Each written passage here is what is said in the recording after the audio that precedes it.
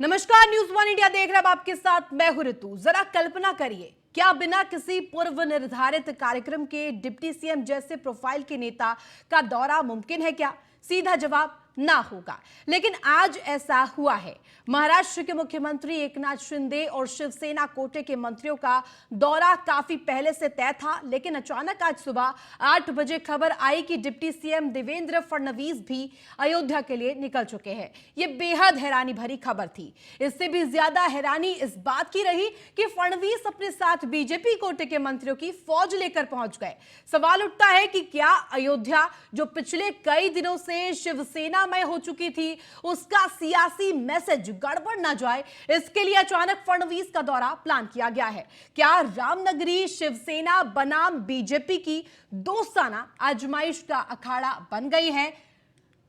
और अब लगातार यह सवाल भी किया जा रहा है कि शिवसेना और बीजेपी के बीच क्या सब कुछ ठीक है, क्या यह तालमेल चल रहा है? और रामलला की नगरी में सीएम शिंदे के आगमन पर आखिर इतना बवाल क्यों मचा हुआ है, इसके ऊपर चर्चा करने के लिए हमारे साथ खास गेस्ट भी जुड़ेंगे। उनसे जानेंगे कि आखिर इसके क्या सियासी पैमाने हैं और जिस तरह से लाव लश्कर के साथ, कार्यकर्ताओं के साथ, विधायकों के साथ पहुंचे हैं एकनाथ शिंदे, सिर्फ शिवसेना के कोटे के मंत्रियों के साथ पहुंचे एकनाथ शिंदे, प्रभु श्री राम के दर्शन करने के लिए पहुंचे। लेकिन जैसे ही ये खबर बीजेपी को पड़ी कि कहीं ना कहीं क्रेडिट एकनाथ शिंदे के पक्ष में जाने वाला है, तो सीधे तौर पर डिप्टी सीएम देवेंद्र फडणवीस भी एकाएक पहुंच जाते हैं। अचानक से आखिर क्या वजह आन पड़ी कि डिप्टी सीएम का दौरा प्रस्तावित हो गया? रामलला के द्वार में शिंदे सरकार में क्या सब कुछ सही है? रामलला की नगरी में सीएम शिंदे के इस दौरे से क्या मायने निकाले जाए?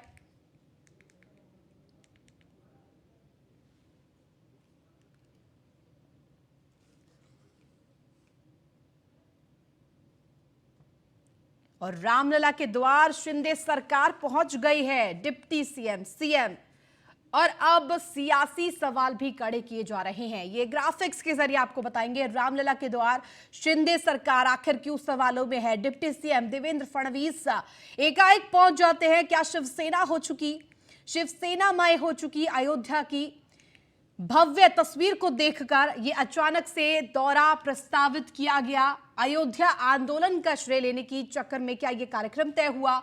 ये सवाल लगातार खड़े किए जा रहे हैं। महाराष्ट्र सरकार में क्या सब कुछ ठीक चल रहा है? और ये सवाल हम लगातार पूछ रहे हैं क्योंकि यूपी की सियासत में एक कड़ी ये भी जुड़ गई है। सिर्फ शिवसेना कोटे में क्रेडिट जाने का, हिंदुत्व की छवि एकनाथ शिंदे की बेहतर होने की वजह से क्या अचानक से यह दौरा प्रस्तावित किया गया डिप्टी सीएम का? और रामनगरी में इन दोनों ही चेहरों के आगमन से आखिर इतना सियासी भूचाल क्यों मचा है?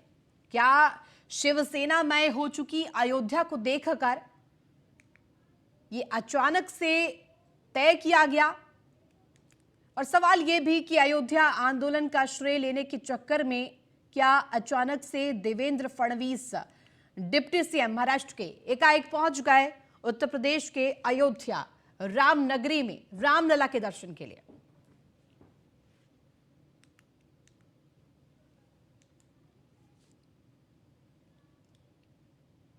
और हमारे साथ खास मेहमान जुड़ेंगे और इस सियासी पेज को हम समझने का प्रयास करेंगे। हमारे साथ चर्चा के लिए बीजेपी का पक्ष रखने के लिए समीर सिंह जुड़े हैं। आपका बहुत स्वागत है। बीजेपी का पक्ष आप रखेंगे। संजय द्विवेदी, नेता शिवसेना के, हमारे साथ जुड़े हुए हैं। इसके साथ साथ हमारे रिपोर्टर राघवेंद्र भी लगातार इस पर अपडेट दे रहे हैं। सबसे पहले राघवेंद्र, आपका रुख करना चाहूंगी। जिस तरह से रामनगरी में ये जो महाराष्ट्र की सरकार का सियासी दांवपेच देखा जा रहा है, जिससे सरगर्मियां बढ़ी हुई है, क्या मायने निकाले जाए इसके? बिल्कुल, देखिए ऋतु, लगातार चाहे 1990 और 92 की दशक की मैं बात करूं, जिस समय राम मंदिर का आंदोलन बहुत ही तेज था और इस पूरे राम मंदिर के पुरोधा कहे जाने वाले रामचंद्र दास परमहंस की अगुवाई में विश्व हिंदू परिषद, शिवसेना और तमाम सारे हिंदुवादी संगठनों ने अयोध्या कूच किया था। एक विवादित विध्वंस, ठीक है राघवेंद्र, आपको रोकना चाहूंगी। उसमें संजय द्विवेदी आपके पास आना चाहूंगी। जिस तरह से आज अयोध्या पहुंचे हैं महाराष्ट्र के सीएम एकनाथ शिंदे, उसके बाद एकाएक डिप्टी सीएम भी पहुंच जाते हैं, क्या सब कुछ सही चल रहा है महाराष्ट्र की सियासत में?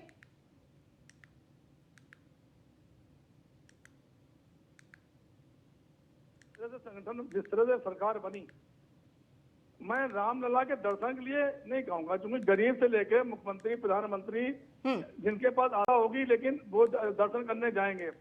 लेकिन सबसे बड़ी बात ये होती है, आज मैं माननीय शिंदे जी से एक बात पूछ रहा हूँ कि भगवान श्री राम की जो मर्यादा पुरुषोत्तम कहे जाते थे, उनके संस्कारों में कहीं गद्दारी थी, या उनके संस्कारों में कहीं ये था कि सब कब्जा कर लें आप? भगवान श्री राम ने श्रीलंका जीता, लेकिन उन्होंने खुद वहां पे नहीं बने, उन्होंने उनके भाई को वहां की राजगद्दी दे दी। या जहां जहां भगवान श्री राम ने जीता था, जिस राज्य को जीता था, वहां वहीं उन्हीं के लोगों को उन्होंने बना दिया, मतलब वहां का राजा बनाया। तो आज शिंदे जी ने जिस तरह से गद्दारी शिवसेना के साथ की, माननीय उद्धव जी के साथ की, 3 साल सरकार में रहे, तो ऐसी क्या मजबूरी इनकी थी जो उनको गद्दारी करके भारतीय जनता पार्टी से सरकार बनानी पड़ी?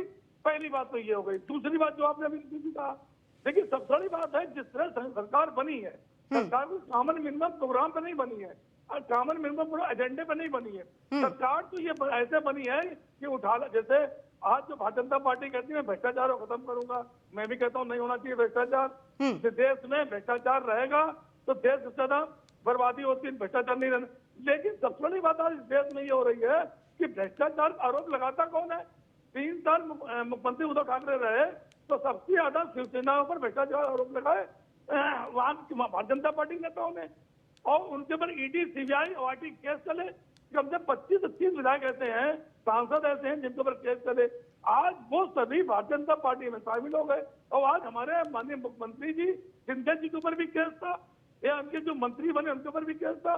तो वो मंत्री मुख्यमंत्री कैसे बन जाते हैं? भ्रष्टाचार करने वाले। तो ये परिभाषा संजय जी, लेकिन इस सवाल अभी भी मेरा यही रहेगा कि आखिर खाली शिवसेना गुट के विधायकों के साथ, कार्यकर्ताओं के साथ पहुंचने की वजह क्या थी? और सबसे बड़ा सवाल यह भी कि लाव लश्कर की वजह क्या है? रोड शो क्यों निकाला गया?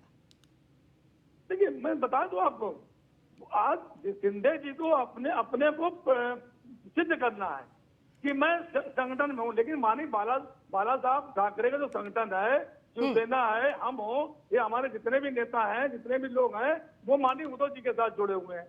तो आप अपने को दिखाना चाह रहे हैं। भारतीय जनता पार्टी पसोपेश में क्या करे? जो माननीय देवेंद्र फडणवीस आज आए हैं, आज अयोध्या दर्शन करने के लिए आए, उनका कोई प्रोग्राम नहीं था, लेकिन वो अचानक आ गए। क्यों आ गए अचानक? कि उनको भी लग रहा है कि ऐसा ना हो कि कहीं आगे चल के हमें दिक्कत हो। तो समस्या ये पैदा हो रही है, जब अनमेल गठबंधन होता है, अनमेल गठबंधन जब होता है तो निश्चित दोनों पक्ष डरे हुए रहते हैं। तो ये वही चीज आज सिद्ध हो रही है देवेंद्र फडणवीस के आगमन से, कि दोनों पक्ष डरे हुए हैं, वो भी उनसे डरा हुआ, वो भी उनसे डरा हुआ है। तो ये स्थितियां जो है, इससे दिक्कत क्या होती है? इससे जो महाराष्ट्र में जो विकास कार्य है वो अवरुद्ध होते हैं। ठीक है, जवाब ले लेते हैं बीजेपी के प्रवक्ता से। समीर सिंह जी बताइए, जिस तरह से सबसे पहले मेरा सवाल आपसे कि क्या सब कुछ सही है, क्या कुछ सियासी पक रहा है? देखिए रितु जी, मैं 2 बातें कहूंगा। एक तो इस राजनैतिक यात्रा का, इस दार्शनिक यात्रा का और अयोध्या में दर्शन करने का कोई भी राजनैतिक माने नहीं निकालना चाहिए। देखिए प्रभु राम का स्थान है, भव्य अयोध्या में राम का मंदिर बन रहा है। आदरणीय मोदी जी की प्रेरणा से उनके शिलान्यास के बाद योगी जी के नेतृत्व में भव्य राम का मंदिर बन रहा। देश का और दुनिया के लोग अयोध्या में दर्शन कर रहे हैं। महाराष्ट्र की सरकार में शिंदे जी मुख्यमंत्री है और देवेंद्र फडणवीस जी डिप्टी सीएम है। दोनों लोग अयोध्या में दर्शन करने आए, देश और दुनिया के लोग दर्शन लेकिन करने समीर आ रहे सिंह हैं, जी, जिस वो तरह भी से आए। मैं पूछ रही हूं कि खाली बीजेपी गुट के नेताओं के साथ ही देवेंद्र फडणवीस भी पहुंचे थे, तो इसकी क्या सियासी दांवपेच में मानूं? और इसीलिए सवाल भी बन रहा है कि आखिर ऐसी क्या जरूरत आन पड़ी कि एकाएक प्रोटोकॉल को तोड़ करके एकाएक डिप्टी सीएम पहुंच गए वहां पर? नहीं रितु जी, इसका कोई अर्थ नहीं है। आपकी बातों का अर्थ इस बात का है कि मैं आपको ध्यान दिलाना चाहता हूं, अभी शिवसेना के प्रवक्ता तथा कथित प्रवक्ता ये कह रहे थे साहब मेजोल गठबंधन है। इसके पहले शिवसेना का गठबंधन जब बीजेपी के साथ था तो मेल का था, और शिंदे के साथ है तो बेमेल हो गया। शिवसेना आज तक महाराष्ट्र की इतिहास आर्य में संजय जी आपके पास भी आ रहे हो। भारतीय जनता पार्टी के गठबंधन के अलावा सरकार कब बनाई? जब बनाई तो 12 दलों के साथ बनाई, और कौन सी दुर्गति हुई उद्धव ठाकरे की ये महाराष्ट्र भी जानता है, ये देश भी जानता है। कौन सा बेमेल गठबंधन था ये महाराष्ट्र जानता है और देश जानता है। और प्रभु राम का समीर जी, दर्शन लेकिन आप करना कह रहे हैं कि सबके सब लिए कुछ खुला। ठीक है, ये सिर्फ दर्शन मात्र के लिए था, लेकिन आपने अपने पैनल में जो बैठे संजय जी हैं उनकी बात सुनी होगी, वो कह रहे हैं कि दोनों एक दूसरे से डरे हुए हैं। नहीं नहीं, कोई किसी से डरता नहीं है। देखिए, डर कौन रहा है? उद्धव ठाकरे डर रहे हैं, क्योंकि महाराष्ट्र के अंदर उद्धव ठाकरे की राजनीति वसूली की राजनीति है, हत्या की राजनीति है, धमकाने की राजनीति है, गुंडागर्दी करने की राजनीति है, और उद्धव ठाकरे उस राजनीति को करना चाहते हैं और महाराष्ट्र की जनता उसको खारिज कर दी है। शिंदे जमीन के नेता है, लंबे समय से जनप्रतिनिधि है और जनाधार के नेता है महाराष्ट्र के अंदर, और जनता उन पर विश्वास कर रही है। ठीक है संजय, आपके पास भी आऊंगी, लेकिन इसी बीच हमारे साथ राघवेंद्र भी बने हुए रिपोर्टर हमारे हैं। राघवेंद्र, आप क्या समझ पा रहे हैं दोनों सियासत जिस तरह से चल रही है, बीजेपी शिवसेना जो महाराष्ट्र की सियासत में इस वक्त पक रहा है, क्या आप समझ पा रहे हैं?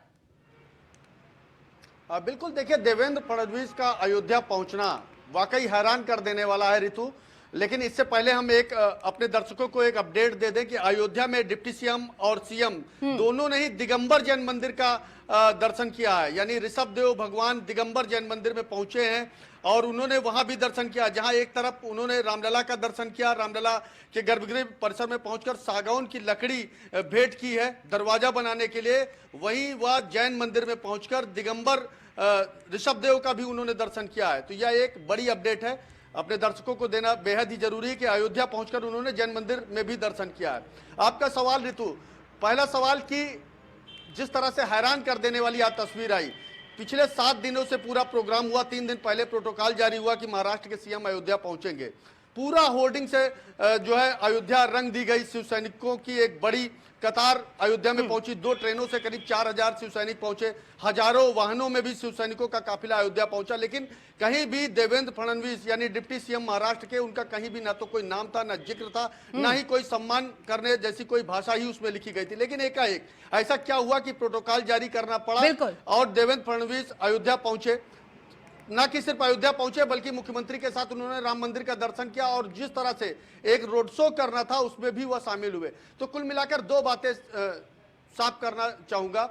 एक मैंने अभी इस बात को भी कहा था और फिर मैं दोहरा रहा हूं कि साल 1990 और 92 के दशक में जब हिंदूवादी संगठनों ने विवादित ढांचे का विध्वंस करने की, ठीक है राघवेंद्र, संजय द्विवेदी से जवाब ले लेते हैं, शिवसेना के नेता है। संजय, आपने सुना होगा राघवेंद्र क्या कह रहे थे कि पहले से ही प्रोटोकॉल तय था, कोई जिक्र देवेंद्र फडणवीस का नहीं था, लेकिन एकाएक वो पहुंच जाते हैं। और आपने पैनलिस्ट समीर सिंह की बात भी सुनी होगी, वो कह रहे हैं कि सब कुछ बढ़िया है, बीजेपी शिवसेना के बीच में कोई दिक्कत नहीं है, जहां आपके आरोपों पर सीधा तौर पर उन्होंने इनकार किया है। आपका इस पर टेक और आपका पक्ष भी जानना चाहेंगे। देखिए ऋतु जी, मैंने समीर जी की पूरी बातें सुनी है, मुझे बड़ी हंसी आती है इस बात के लिए। ये बेमेल गठबंधन है, मैंने स्पष्ट रूप से कह दिया, ये बेमेल गठबंधन है, मैंने स्पष्ट कहा आपसे। और जो इन्होंने कहा कि गठबंधन टूट गया, गठबंधन नहीं टूटा, ना हमारे साथ कांग्रेस टूटी, ना एनसीपी टूटी। आपके पास धन बल ईडी सीबीआई आईटी है, उसके बल पे आपने हमारे उस विधायकों को तोड़ा। जो आपने मध्य प्रदेश में किया, जो आपने और प्रदेशों में किया, तो ये आपकी एक राजनीति है कि अब जहाँ सरकार नहीं है वहाँ सरकार हमें बनानी है। अब दूसरी बात मैं कह दूं, कह रहे उद्धव जी ने जितनी भी रैलियां की होंगी उस रैली में आप भी भीड़ देखी होगी और जनता ने भी देखी होगी। किसी को जबरदस्ती नहीं बुलाया गया था, लोग अपने आप उन रैलियों में आए थे। आप अब चुनाव में बात कर लूं, तीन चुनाव हुए हैं और तीनों चुनाव में देखिए कि भारतीय जनता पार्टी जो बेमेल गठबंधन है उसका अर्थ क्या हुआ। अभी 2 विधायकों की डेथ हुई थी, वहां भी चुनाव हुआ, उसमें एक हार गए। ठीक है संजय, आपको रोकना चाहूंगी, आप तमाम पैनलिस्ट को रोकना चाहूंगी। अयोध्या से लाइव तस्वीरें आपको दिखाएंगे। रामलला की नगरी में सीएम शिंदे इस वक्त पहुंचे हुए हैं और ये लाइव तस्वीरें भी हम आपको लगातार दिखाते रहेंगे। संजय, आप अपनी बात पूरी कीजिए। मैं यही कह रहा था कि जबरदस्ती तोड़ के, किसी चीज को तोड़ के घर बनाना, किसी को निकाल के घर बनाना, ये शायद हमारी भारतीय संस्कृति नहीं है। जो भारतीय संस्कृति आज भूल चुकी है भारतीय जनता पार्टी। देखिए, अहंकार कीजिए, अहंकार होना चाहिए, तानाशाही दिमाग में होनी चाहिए, लेकिन उस तानाशाही से महंगाई नहीं बढ़नी चाहिए, पेट्रोल के दाम नहीं बढ़ने चाहिए, अडानी जैसे लोगों के खिलाफ भी जांच होनी चाहिए। मैं कहता हूँ वो सही है या गलत है। हम कहते हैं कि जेपीसी की अगर मांग हो रही है संजय, लेकिन सरकार तो बना ली थी ना बीजेपी के साथ, फिर वो समन्वय क्यों नहीं दिखाई दिया? पहले से प्रोटोकॉल में पहले से ही क्यों नहीं निर्धारित था कि डिप्टी सीएम भी जाएंगे? अरे तुम मैं कहता रहा हूँ, देखिए हमने जो सरकार बनाई थी वो सरकार बनाई थी कॉमन मिनिमम प्रोग्राम से। आपको याद होगा माननीय मुख्यमंत्री जी जब आए थे उद्धव ठाकरे जी दर्शन करने, तो हम उनके साथ सभी लोग आए थे। ठीक है, बहुत शुक्रिया आप तमाम पैनलिस्ट का हमारे साथ जुड़ने के लिए।